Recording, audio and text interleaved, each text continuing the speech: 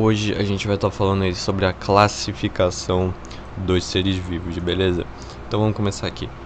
Para estudar a enorme biodiversidade da Terra, os cientistas possuem uma série de termos utilizados a fim de ordenar conhecimentos sobre os seres vivos e permitir a comparação entre eles, auxiliando no seu entendimento do seu funcionamento e do seu parentesco evolutivo. Então, basicamente, eles separam os seres vivos em grupos para poder estudar mais facilmente e melhor e quais tipos de seres vivos possuem qual determinado tipo de célula e assim por diante, né? Para fazer esta classificação, usamos termos que levam em consideração o tipo de célula, a quantidade de células, o tipo de respiração e também o tipo de nutrição dos seres vivos. E agora a gente vai ver os termos mais utilizados, né? Bom, aqui a gente, como vocês podem ver, a gente usa o tipo da célula, né? A quantidade de células, aquela que você está cansado de saber, unicelular e pluricelular. O tipo de respiração que a célula faz e o tipo de nutrição. Por quê? O tipo de célula ele vai determinar muitas coisas sobre o ser vivo, né? A quantidade de células também. E o tipo de respiração também, porque a respiração ela cria moléculas, ela faz você criar moléculas de energia. Então, a forma variada com que os seres vivos criam essas moléculas de energia para sobreviver determina muitas vezes o tipo desses seres vivos, né? E dá para você classificar eles em diferentes grupos, ainda mais com o parentesco evolutivo deles. Dá para a gente entender bastante sobre isso aqui também com essa classificação aí de quantidade de células, tipo de célula, respiração e nutrição. Agora, na classificação quanto ao tipo de célula, aqui a gente vai ter os seres vivos procariontes e os seres vivos eucariontes, tá? Então vamos começar aqui e depois eu vou explicar de forma melhor aqui, resumida para vocês. São procariontes os seres vivos cujas células não possuem carioteca, membrana nuclear envolvendo seu material genético, DNA.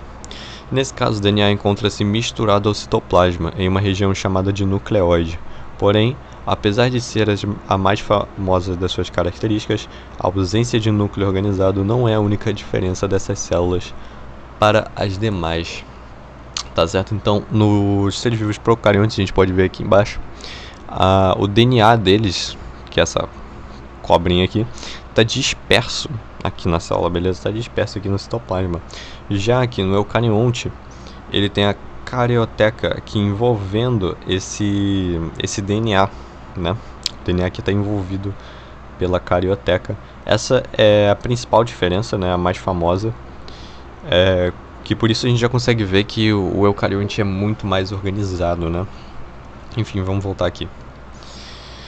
As células procariontes também não possuem organelas celulares membranosas, ou seja, não há compartimentos internos delimitados por membranas especializados em determinadas funções, que é basicamente o que acontece aqui no DNA também, né? Aqui a gente tem o DNA separadinho, a gente tem algumas organelas para respiração, umas organelas para nutrição, outras metabólicas aqui, né? É muito mais organizado e, digamos que mais complexo, entre aspas, assim, do que a célula procariótica, né? Todos os processos metabólicos ocorrem juntos no citoplasma. Apesar de não apresentarem organelas membranosas, as células procariontes possuem ribossomos. Os ribossomos são organelas responsáveis pela produção de proteínas e são constituídos de RNA ribossômico. Os únicos seres vivos que possuem células procariontes são os indivíduos do reino Monera, como as bactérias e as cianobactérias. Então, somente as bactérias e as cianobactérias são procariontes, tá? Que é uma estrutura mais simples aqui, como você pode ver, e por isso também que elas conseguem se reproduzir e se multiplicar mais rápido, porque é uma estrutura muito mais simples, basicamente, e elas não têm funções delimitadas com organelas, né? Elas têm aqui os ribossomos, que, como a gente sabe aqui, são organelas responsáveis pela produção de proteínas e constituídos de RNA ribossômico. Então, essa é uma das funções aí que elas têm, mas é bem mais simples do que a eucariótica, né? Seres vivos eucariontes. São seres vivos eucariontes aqueles que possuem células cujo material genético é delimitado por uma membrana nuclear chamada de carioteca. Sendo assim, dizemos que os eucariontes são os seres vivos com núcleo organizado. O núcleo nessas células é um centro de comando que vai organizar todas as funções celulares. Isto ocorre porque o DNA é uma molécula que contém os genes, ou seja, esse núcleo aqui ele vai organizar todas as operações que vão acontecer aqui dentro, tá? Isso é muito interessante.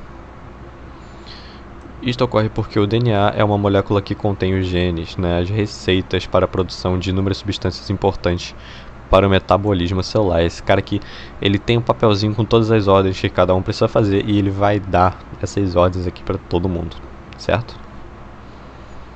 Além disso, as células eucariontes possuem membranas internas que delimitam espaços para a realização de diferentes funções, chamadas de organelas membranosas, como as mitocôndrias e o complexo Golgiense, tá?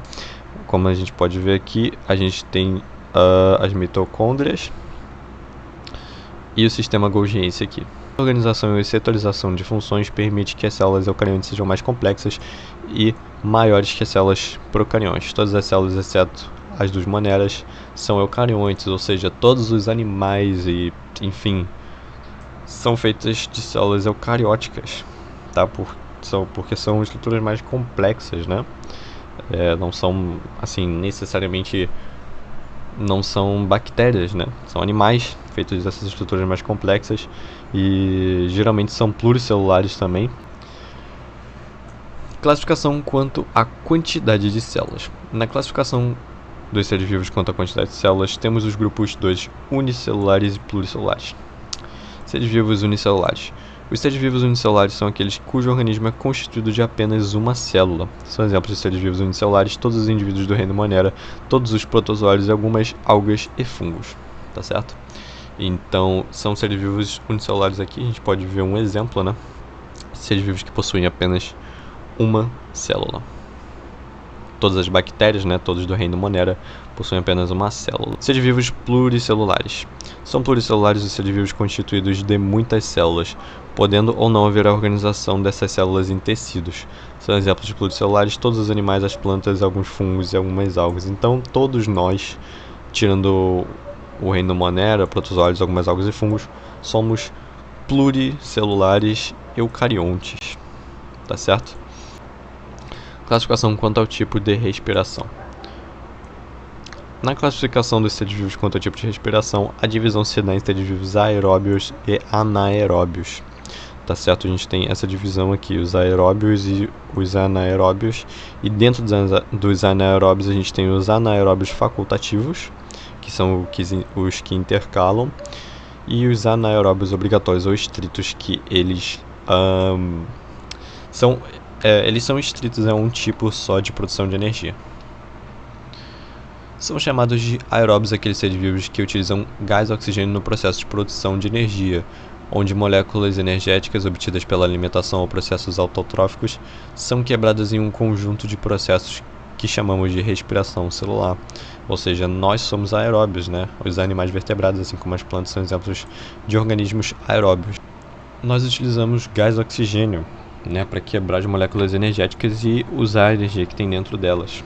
Por isso que a respiração, né, o oxigênio é essencial para a nossa vida. Sem o oxigênio a gente não consegue produzir energia e nossas células simplesmente param de funcionar.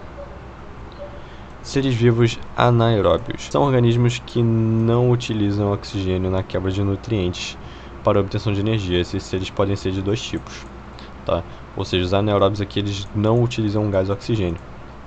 E aqui dentro a gente tem os anaeróbios facultativos, que são seres vivos que na ausência de oxigênio fazem processos de quebra de nutrientes sem a presença do gás, como a fermentação. Porém, quando o gás oxigênio está disponível, realizam respiração aeróbia, uma vez que rende mais energia. Ou seja, o que acontece aqui? Eles fazem sem oxigênio, mas se tiver oxigênio, eles fazem com oxigênio porque gera muito mais energia, rende muito mais, tanto que todos nós, né, somos aeróbios, né? Realizamos a respiração aeróbia, porque produz muito mais energia e a gente consegue sustentar todo o nosso corpo. Porém, os facultativos, eles também conseguem fazer a fermentação. Um grande exemplo é a produção do pão, né? A fermentação. Quando não tem oxigênio, eles fazem a fermentação. Os fungos utilizados na fermentação de pães são exemplos de anaeróbios facultativos, né? Assim como eu falei agora. Seres anaeróbios obrigatórios ou estritos. A gente também tem esses aqui dentro da classificação dos anaeróbios, tá certo? são os seres vivos anaeróbios que morrem na presença do gás oxigênio. Estes seres vivos realizam apenas fermentação. São exemplos de anaeróbios obrigatórios as bactérias causadoras do tétano. Ou seja, eles morrem na presença do oxigênio, só conseguem fazer o processo de fermentação. Tá certo? Por isso que eles são estritos. Estritos é apenas um tipo de respiração celular. Aí a gente tem aqui bactérias Clostridium tetani, causadoras do tétano, são bactérias anaeróbias estritas. Elas são um dos motivos pelos quais utilizamos água oxigenada para limpar os ferimentos. Então é por isso que quando você rala a perna, você limpa com água oxigenada, porque ela mata essas bactérias que causam tétano e diversas outras coisas aí, que são os anaeróbios obrigatórios ou estritos. Bom, agora a gente vai para a classificação dos seres vivos quanto ao tipo de nutrição. Na classificação dos seres vivos quanto ao tipo de nutrição, temos os seres autótrofos e os seres heterótrofos, tá certo? Aqui, só pelo nome você já consegue entender muita coisa. Os autótrofos são meio que autossuficientes, porque eles captam energia do ambiente e ativam o metabolismo dele, se nutrindo, e, enfim, gerando energia automaticamente. E os heterótrofos, hétero significa diferente. Então os heterótrofos eles precisam absorver isso de outros seres, como nós somos heterótrofos, precisamos ingerir outros seres vivos para a gente conseguir ativar o nosso metabolismo e produzir energia e sobreviver. Seres autótrofos. Os seres autótrofos são aqueles que podem produzir moléculas energéticas através de processos metabólicos realizados por suas estruturas celulares, onde a energia presente no ambiente é capturada e transformada. Tá certo? Um grande exemplo disso vocês vão ver aqui é a fotossíntese. A nutrição autotrófica é realizada por cianobactérias, algumas bactérias, algas e plantas. Existem alguns tipos de processos autotróficos. Os mais conhecidos são a fotossíntese e a quimiossíntese, tá certo? Então aqui a gente já consegue ver que através de processos metabólicos realizados por suas estruturas celulares, eles captam a energia do ambiente e transformam em moléculas energéticas. Na fotossíntese realizada por plantas, algas e cianobactérias, os seres vivos capturam energia luminosa proveniente do Sol e produzem glicose, unindo gás carbônico, águas e sais minerais retirados do ambiente pelo organismo. Então, se eles capturam energia luminosa do Sol e produzem glicose, unindo os nutrientes, entre aspas, que eles têm ali dentro, Por exemplo, a Victoria Regia aqui, que é um exemplo de ser autótrofo fotossíntese. Por exemplo, a Victoria Regia aqui, que é um exemplo de ser autótrofo fotossintético. A gente não precisa injetar os ingredientes nela, Ela ainda geralmente surge em ambientes autossustentáveis, que ela tem água em volta dela, tem toda a estrutura e só vem o sol, bate e ela já consegue crescer. Seres vivos heterótrofos. Os seres heterótrofos são aqueles que não conseguem produzir seu próprio alimento, entre aspas, É muito relativo isso aqui. Produzir seu próprio alimento através de processos realizados por sua maquinaria celular. Por tal motivo, precisam ingerir ou absorver outros seres vivos ou seres em decomposição para conseguirem obter energia e os nutrientes de que necessitam para manter o seu metabolismo. Daí que surge a cadeia alimentar, uma série de seres heterótrofos que precisam se manter vivos. A nutrição heterotrófica é realizada por várias bactérias, protozoários, fungos e animais. A abelha, exemplo de ser heterótrofo, Aqui ela está pegando os nutrientes necessários para a sua sobrevivência. Agora vamos aqui para a resolução de exercícios, Os fungos, sejam eles cogumelos ou não, são formados de um emaranhado de pequenos filamentos conhecidos como micélio.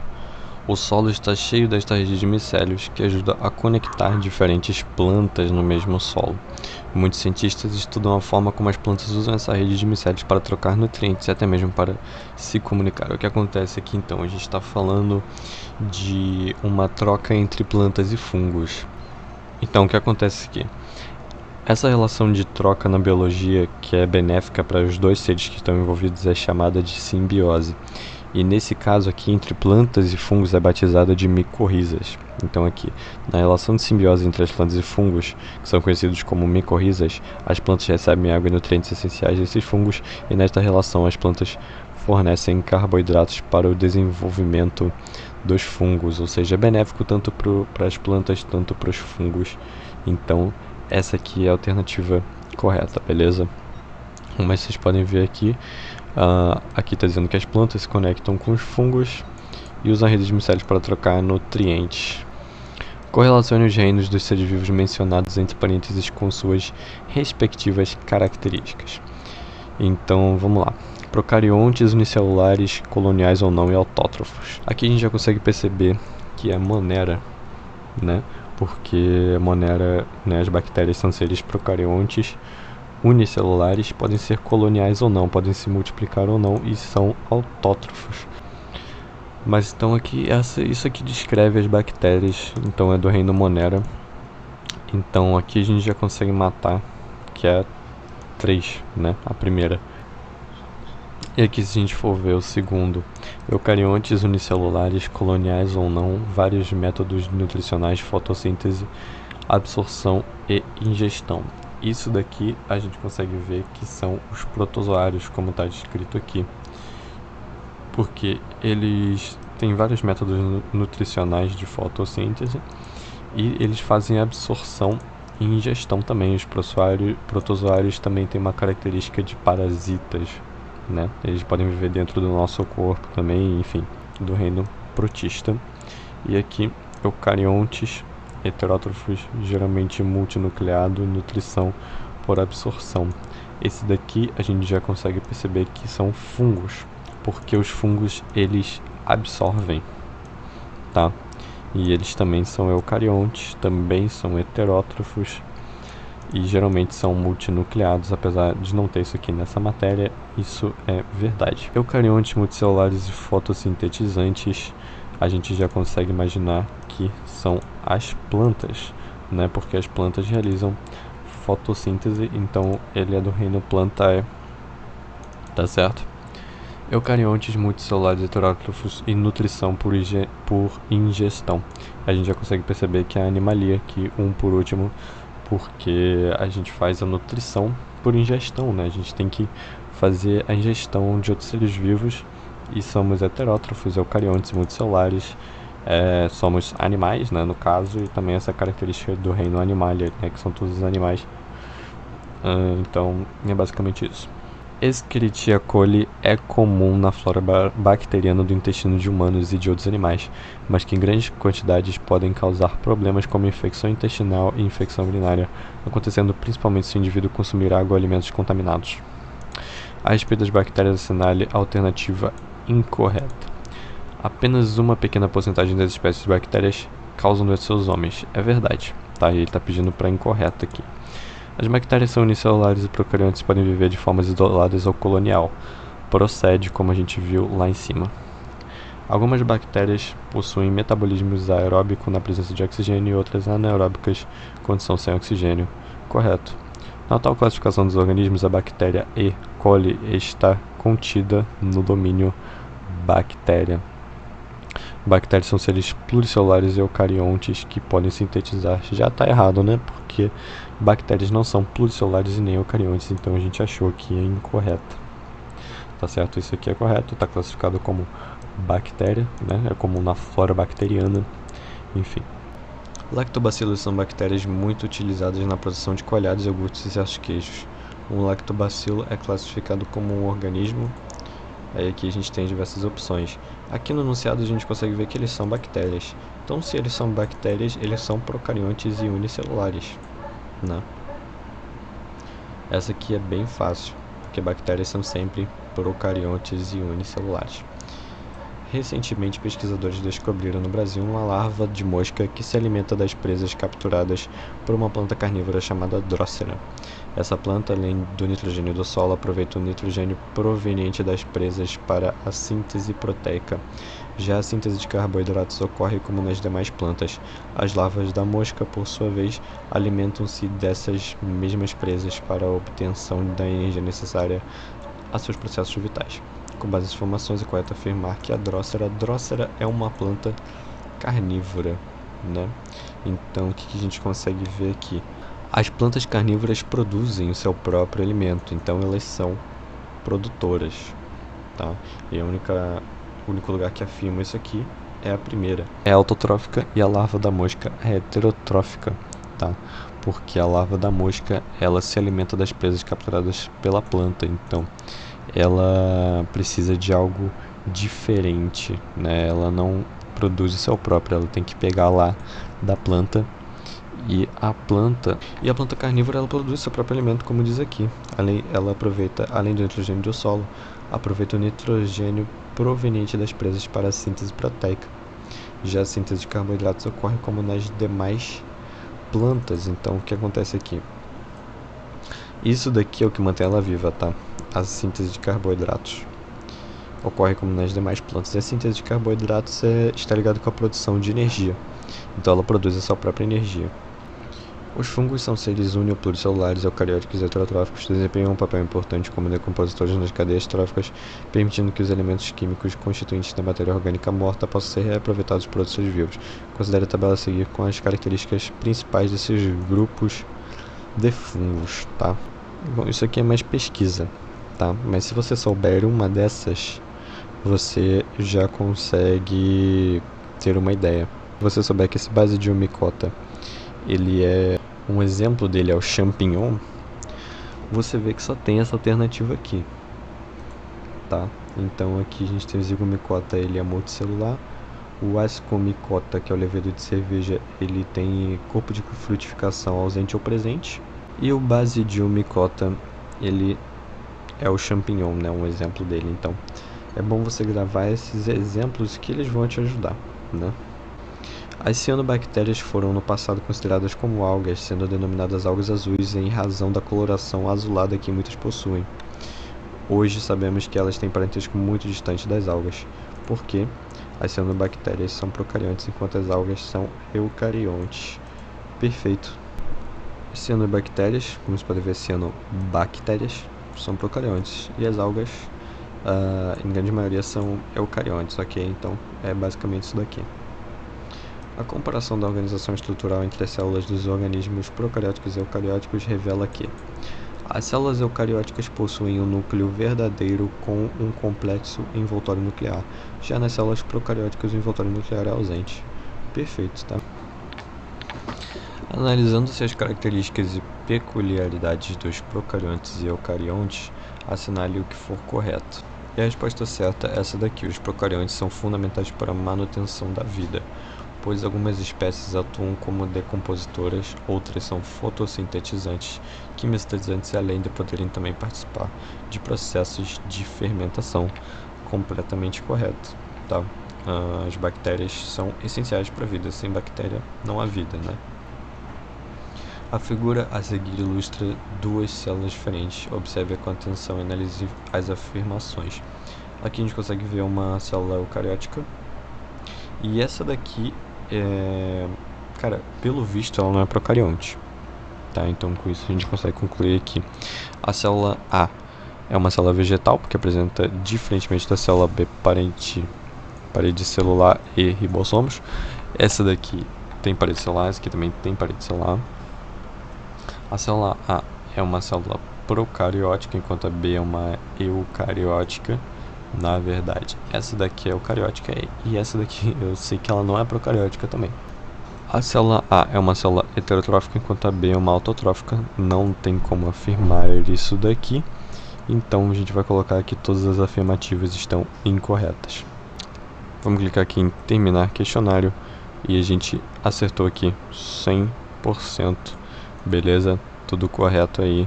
Então é isso.